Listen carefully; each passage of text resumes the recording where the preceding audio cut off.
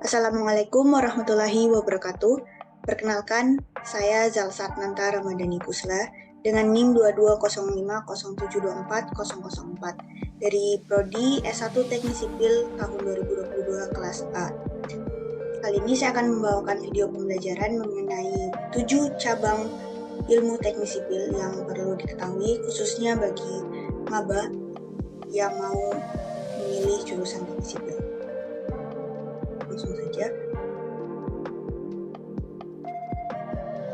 Pertama-tama, sebelum kita masuk ke cabang ilmunya, kita harus ketahui apa sih teknik sipil itu.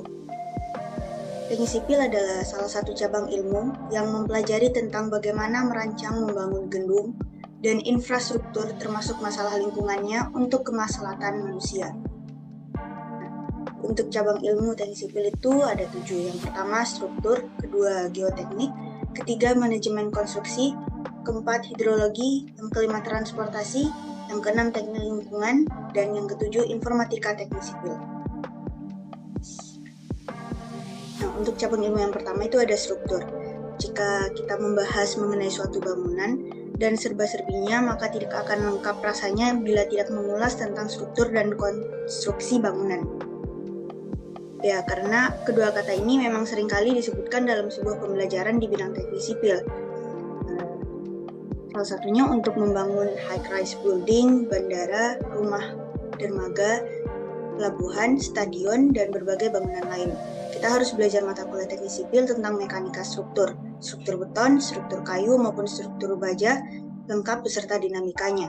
Di sini dipelajari tentang respon material bangunan terhadap beban yang diterimanya, sehingga bangunan tersebut dapat berdiri tegak kokoh dengan kerusakan minimal saat terjadi gempa atau bencana. Pada cabang ilmu sipil ini juga dipelajari tentang perencanaan profil dan pemodelan struktur bangunan, jembatan, jalan, terowongan, dan berbagai infrastruktur publik yang lain, sedari pembangunan pondasi hingga siap digunakan. Nah, struktur di sini juga bisa didefinisikan menjadi bagian-bagian membentuk bangunan seperti pondasi, slope, dinding, kolom, ring, kuda-kuda, dan atap. Pada prinsipnya, elemen struktur berfungsi untuk mendukung keberadaan elemen non-struktur yang meliputi elemen tampak, interior, dan detail arsitektur sehingga membentuk satu kesatuan. Setiap bagian struktur bangunan tersebut juga mempunyai fungsi dan peranannya masing-masing. Terdapat 3 bagian dari struktur bangunan. Yang pertama adalah struktur bawah atau substruktur. Bagian-bagian bangunan yang terletak di bawah permukaan tanah. Struktur bawah ini meliputi pondasi dan slope. Struktur tengah merupakan bagian-bagian bangunan yang terletak di atas permukaan tanah dan di bawah atap, serta layak ditinggali oleh manusia.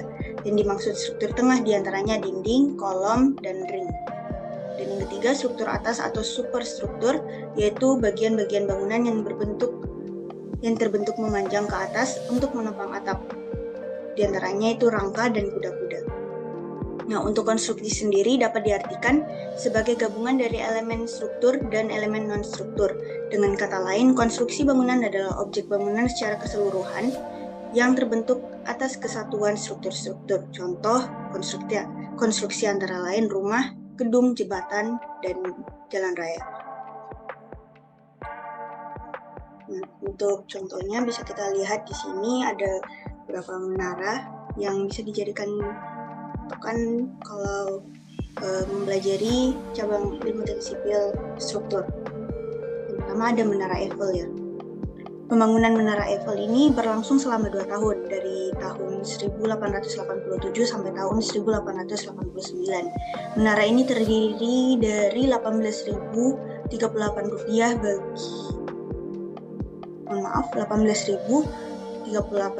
bagian dari besi, 2,5 juta paku, 7.300 ton besi, dan 60 ton cat saat pembangunannya.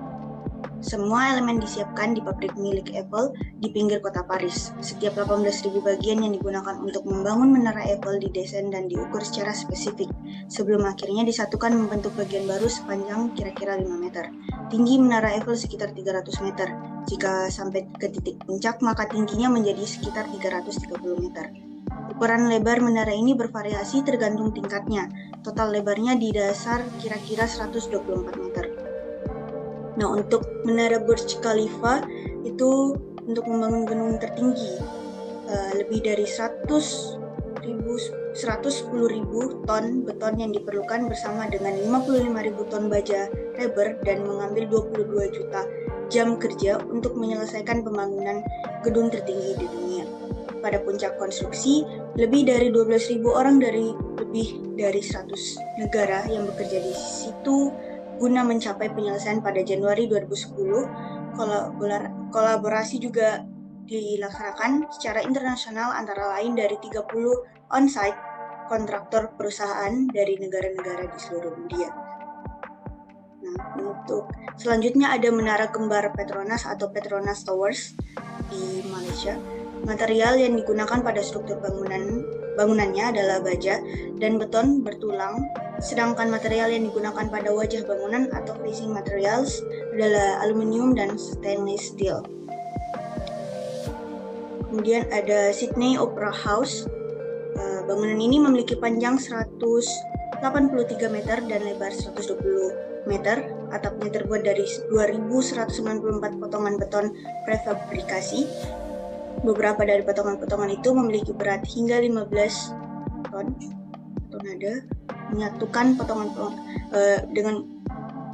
potongan-potongannya juga itu dari kawat baja sepanjang 350 km. Lebih dari 1 juta ubin dibutuhkan untuk menutupi cangkang atap. Semua dinding kaca bersama-sama memiliki luas 6.225 meter kuadrat. Di dalam gedung digunakan kabel listrik sepanjang 645 km. Selanjutnya ada Yokohama Bay Bridge di Jepang. Adalah jembatan kabel sepanjang 860 meter di Yokohama, Jepang. Dibuka 27 September 1989, melintasi Teluk Tokyo dengan rentang 460 meter dan berdiri sebagai penghubung dua area yaitu Honmoku-Futo dan Daikoku-Futo.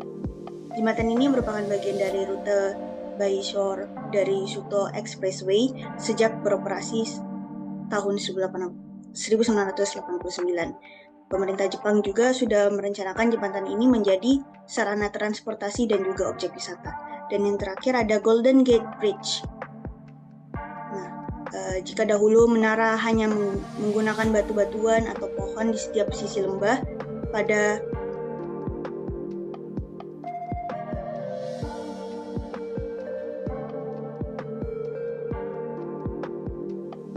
akhirnya, para insinyur menggunakan batu-batu besar atau tiang baja di masa sekarang. Jembatan Golden Gate misalnya, ia didukung oleh satu penyangga di setiap ujungnya dengan 2 buah menara dan ditempatkan di atas fondasi yang tertanam di dasar laut.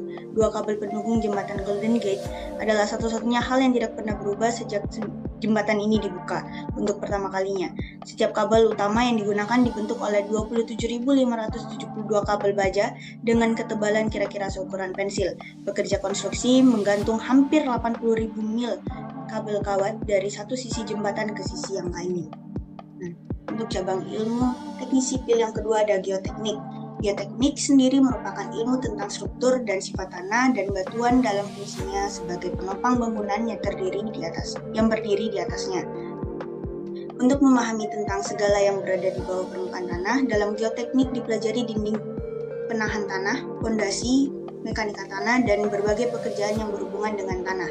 Bila mendalami cabang ilmu sipil yang satu ini, kita akan terlibat dalam investigasi lapangan penyelidikan keadaan tanah, meneliti tanah di laboratorium, hingga merencanakan konstruksi galian, terowongan batuan, terowongan tanah lunak, bendungan batuan, dan lain-lain. Dengan kata lain, kita akan menganalisis sifat tanah dan menentukan apakah struktur tanah di suatu tempat sesuai dan baik untuk mendirikan sebuah bangunan. Untuk contohnya, ada pelatihan geoteknik untuk perencanaan lereng penambangan. Yang ketiga ada manajemen konstruksi. Cabang ilmu sipil ini bisa menjadi penentu apakah suatu proyek konstruksi dapat selesai tepat waktu. Dalam manajemen konstruksi dipelajari tentang penjadwalan pekerjaan, rancangan anggaran biaya proyek, pengambilan modal, perizinan bangunan, pengorganisasian pekerjaan di lapangan, monitoring proyek konstruksi, hingga aspek hukum dalam pembuatan dokumen lelang. Oleh karenanya, dari cabang ilmu sipil inilah terlahir para manajer proyek pembangunan ataupun manajer proyek pada perusahaan konstruksi. Untuk contohnya bisa dilihat bersama. Dan yang keempat adalah hidrologi. Cabang ilmu sipil ini terkadang disebut sebagai hidrologi, hidrolika, atau rekayasa pengairan. Secara spesifik, ilmu hidrologi air terkait dengan curah hujan, cuaca, banjir, debit air sungai dengan tekanan debit air sungai, dan lain-lain. Hidrolika lebih berkenaan dengan tekanan air, sifat material air, daya dorong air, dan lain sebagainya. Breakwater, drainase, kanal, bendungan, waduk, irigasi, atau pelabuhan adalah wujud aplikasi hidrologi dalam teknik sipil. Jadi, bila nantinya menjadi mahasiswa teknik sipil, dalam cabang ilmu ini kita akan pintar dalam belajar mata kuliah teknik sipil tentang air, pengendalian, distribusi, hingga permasalahannya. Contohnya ada saluran irigasi sawah, ada bendung Katulampa di Bogor, Jawa Barat. Selanjutnya ada teknik lingkungan. Pada cabang ilmu ini kita belajar tentang isu-isu lingkungan seperti teknik penyehatan, polusi udara, polusi suara, pencemaran sungai, pengelolaan air kotor, pengelolaan limbah, serta sarana dan prasarana air bersih. Contohnya, dan yang keenam ada transportasi. Mahasiswa teknik sipil yang mendalami tentang sistem transportasi akan belajar tentang pemodelan transportasi, sistem transportasi, konstruksi bandara, jalan rel, geometrik jalan raya, konstruksi jalan raya, hingga rekayasa lalu lintas. Berada dalam cabang ilmu sipil ini, kita akan terlibat dalam perencanaan hingga penerapan ilmu transportasi dalam kehidupan manusia. Untuk contohnya ada rel kereta api dan geometrik jalan raya. Dan yang terakhir ada informatika teknik sipil.